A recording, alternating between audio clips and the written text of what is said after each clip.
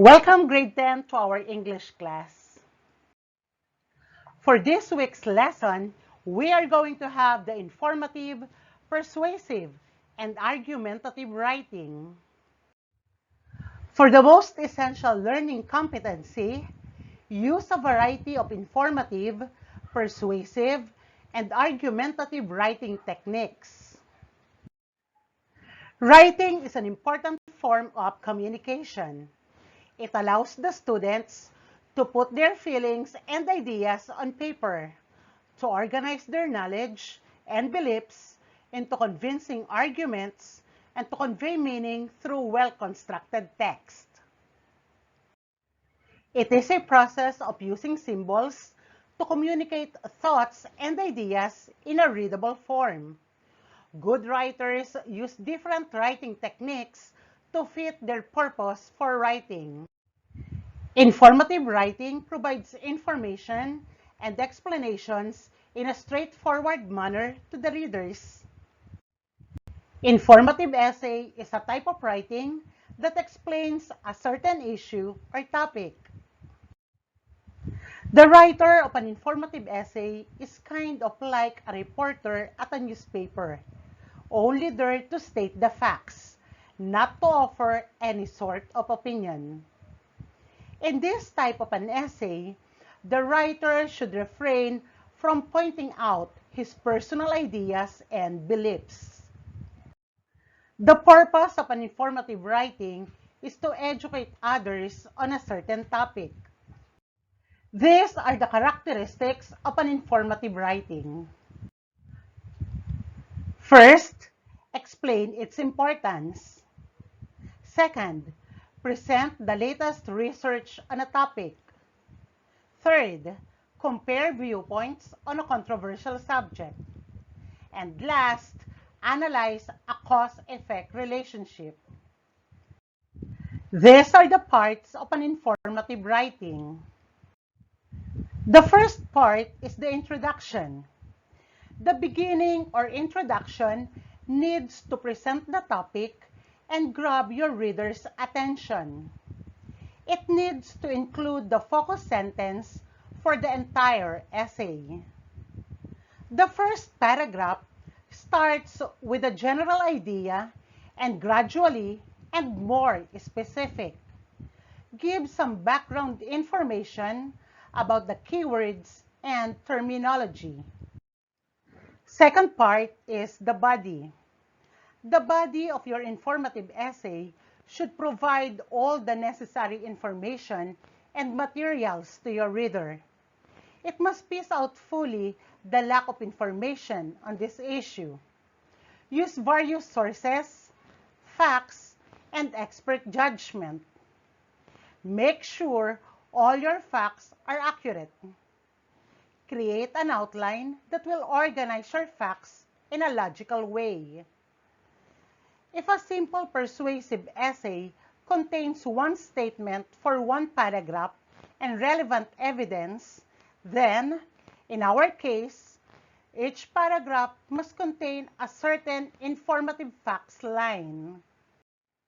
Last part is the conclusion.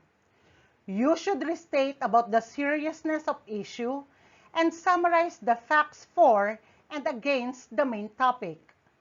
You should never introduce some new information or ideas in the conclusion. Its main purpose is to round off your informative essay by summing up. Next kind of writing is what we call persuasive writing. It attempts to convince the reader that the point of view of the writer is valid and best. Usually, it is an opinion supported by evidence and research. Persuasive writing intends to convince readers to believe in an idea or opinion and to do an action. Many writings, such as criticisms, reviews, reaction papers, editorials, proposals, advertisements, and brochures, use different ways of persuasion to influence readers. These are the characteristics of persuasive writing. First, state the facts of the case. Second, prove the topic with your arguments. Third, disprove your opponent's arguments. And last, end the essay. Here is an example of persuasive paragraph. Many students really do not like the lunch their school has to offer. Parents pay for it because they feel their child will get healthy food and it is convenient for them to provide it. Yet, many students throw much of it out because they do not like their choices. The school lunch menu needs to be changed in order to give students more choices, save money being wasted, and provide healthier nutritional benefits. These are the parts of persuasive writing. First is the introduction. The topic sentence cannot be a fact because facts can be debated. Topic sentence is a statement of position. That position must be clear and direct. In the body of a persuasive writing, the writer uses specific evidence, examples, and statistics, and no generalizations or personal opinions to persuade the reader that the stated position is a valid one. For the conclusion, when closing the essay, it is important to clearly redefine the topic and restate the most compelling evidence cited the same way it was stated in the essay is a valid one. We are now on the last kind of writing, which is the argumentative writing. It tries to convince his audience that his opinion is valid. An argumentative essay contains a combination of facts and writer's personal ideas. A writer preparing to start an argumentative essay must do a lot of research and gather evidence to prove and defend his point. An argumentative essay is biased and subjective, although the writer has to be aware of the opposing views on the subject. These are the characteristics of an argumentative writing. Presents or explains the issue or case.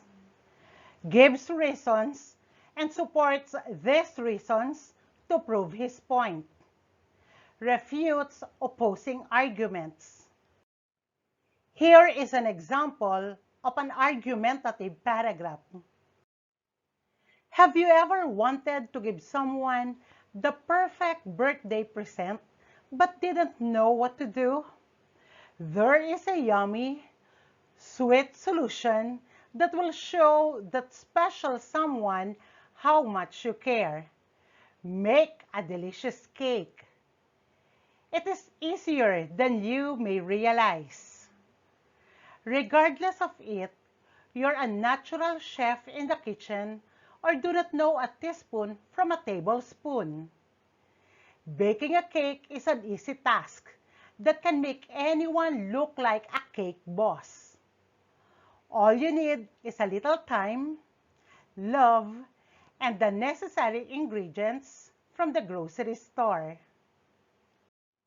These are the parts of argumentative writing. First, as always, is the introduction. First is the introductory paragraph. It introduces the problem and gives the background information needed for the argument and the thesis statement. For the body of an argumentative writing, each supporting paragraph must have a distinct or clear controlling topic, and all other sentences must be factually relate to it. Transition words and phrases are important in helping the reader Follow along and reinforce your point. Lastly is the conclusion. The concluding paragraph should restate the thesis and main supporting ideas. Never introduce new information in the conclusion. Finish with a strong statement that reinforces your position in a meaningful and memorable way. We are already done discussing informative, persuasive, and argumentative writing. You are now ready to answer learning task 1 to 4 and quiz number 2. For your performance task, you have to read an article from an old newspaper or magazine and look for its main topic and supporting details. You have to present this using the grid that follows. That's all for today. God bless and happy learning.